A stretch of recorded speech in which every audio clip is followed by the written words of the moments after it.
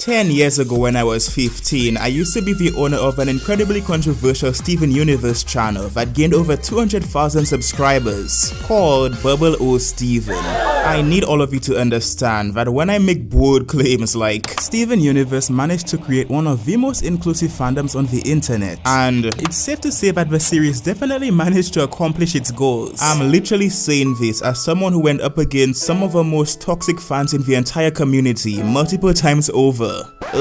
Let me just get that. Okay, but then again, I've depressingly lost count of the amount of Steven Universe fans that I managed to hurt during my run as Bubble O Steven. It's time for you to know where I really come from. Being an OG Adventure Time fan who closely followed Rebecca Sugar after her amazing work on Simon and Marcy's story arc, I became obsessed with Steven Universe ever since it began. And this hero's name is Steven. Anyone want a wet bagel? Steven Universe, a new series coming in November. After starting the most successful Bubble O Steven channel, yeah, I technically own 3 Bubble O Steven channels, but we'll get to that. I spent the majority of my time during my teens creating every type of video that you could possibly imagine based on the show.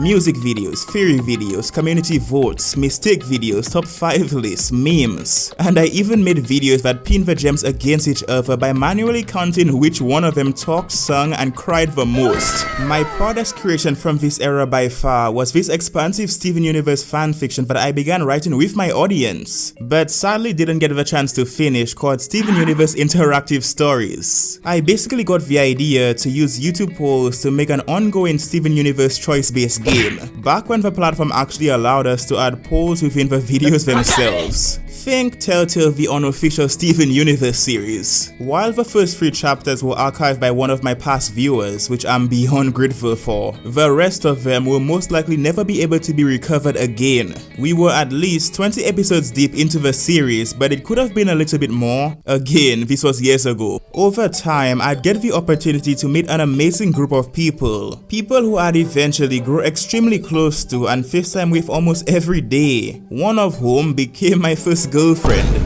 As sad as that is, they were honestly some of the most creative and ambitious people that I've ever met, still to this day. Animators, artists, and YouTubers just like myself who started their channels and Tumblr accounts simply out of love for Steven Universe and its famously positive community, but this of course wouldn't last forever. Nobody could have guessed it at the time, but the Steven Universe fandom was about to have a series of brutal blows dealt to its once spotless reputation, all taking place within an uncomfortably small period of time, being 3 massively popular hit pieces published by ER, Easy Peasy, and Lily Orchard, the widespread coverage of Zami's disturbing experience with a group of unhinged fans, and the controversy surrounding the show's excessive leak situation. Now, I don't feel the need to touch on the hate campaign against the series sparked by these 3 weasels, just because of how overly covered it's been at this point, and I seriously don't think that it'd be appropriate for me to speak on behalf of Zami, so I'm instead only going to be focusing on exposing why the Steven Universe leaks became such a massive problem during the series' run, and I feel comfortable in doing so because I was unfortunately one of the main advocates pushing the leaks. That's right, my plan to prove that the Steven Universe fandom isn't toxic begins with me confessing all of the borderline toxic things that I did when I was deep in the fandom. It's a bold strategy, Cotton. Let's see if it pays off for him. It's a deeply troubling feeling, being able to clearly remember why you did something awful, even if you might not necessarily agree with your reasoning for choosing to do so in the first place. For starters, Awestruck Vox was right. I wasn't a real hacker, but when you were once one of the biggest channels in the space, you didn't need to be to get your hands on leaks early. And as you could have guessed, I found myself in a situation to do just that. I genuinely didn't care about the backlash that I was getting from my peers and the community at large because my core audience seemed to love the fact that I was posting episodes early whenever I had the chance to. A decent chunk of them couldn't afford to pay for HBO Max, or they lived in countries where the series was much further behind and wouldn't be able to legally watch any of these episodes for months, similar to myself. But these excuses definitely doesn't justify my actions. Throw in the fact that I often chose to use the most exciting moments from the leaked episodes that I was posting to attract more attention, and you, my friend, had a real problem on your hands, especially if you were one of those people who took remaining spoiler-free very seriously. I unironically had a couple of contingency plans plan set up in case I lost one of my channels, which allowed me to feel much more confident when it came to testing out riskier content. The original Bubble Steven channel reached 100,000 subscribers before it was taken down due to multiple copyright strikes related to my music videos. And my second Bubble Steven channel, which is the one that went on the route of posting leaks, was eventually taken down as well, due to multiple copyright strikes related to the content that I actually put the most time and effort into, which is irony at its finest. I mean, the actual leaks that I posted never landed me with any copyright strikes, even if they were occasionally removed from the platform. Also, this was around the same time that I learned my online ex-girlfriend had been cheating on me with another person in our friend group. Cheating in heavy quotes there, this was all online. We were just a group of awkward teenagers. Something changed inside of me when I lost my channel this time around though, and it wasn't just the overwhelming feeling of hurt and betrayal after distancing myself from my friend group.